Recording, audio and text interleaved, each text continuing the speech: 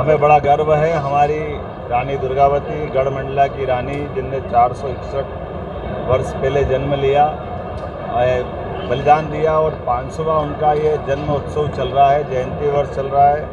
मैं अपनी ओर से उनके उस बलिदान के प्रति पुण्य स्मरण भी करता हूँ, आदरांजलि प्रस्तुत करता हूँ।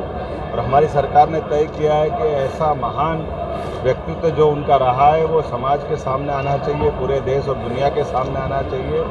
इसीलिए आज उनके बलिदान दिवस के अवसर पर हम सबसे पहले जहाँ उनने अपना शरीर छोड़ा, बलिदान किया, उस स्थान पे गए, उनके बेटे के बलिदान स्थान से होकर के इस कार्यक्रम में मैं शामिल हुआ।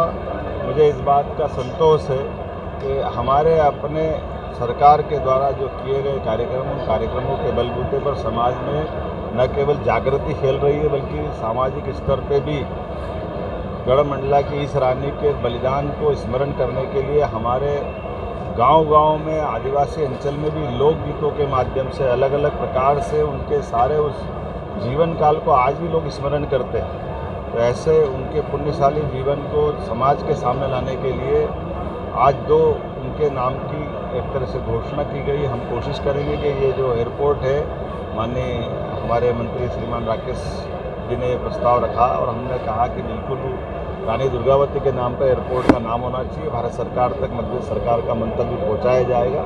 और इसी के साथ साथ एक जो बड़ा ब्रिज बना हुआ है शहर के अंदर, उस ब्रिज का नाम भी रानी दुर्गावती के नाम पे किया जाएगा।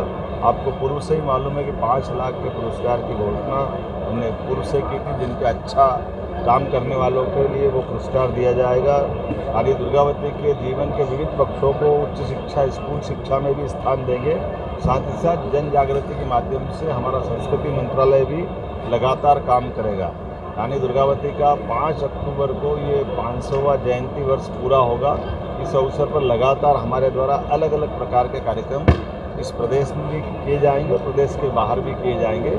मेरी अपनी ओर से एक अच्छे कार्यक्रम की स्थानीय प्रशासन को, संस्कृति मंत्रालय को, जनजाति मंत्रालय को, सभी मित्रों को और सरकार के सभी अंगांगों को बधाई।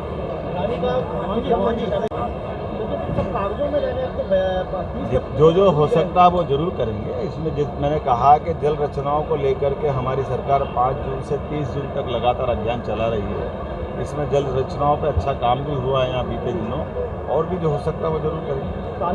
बहुत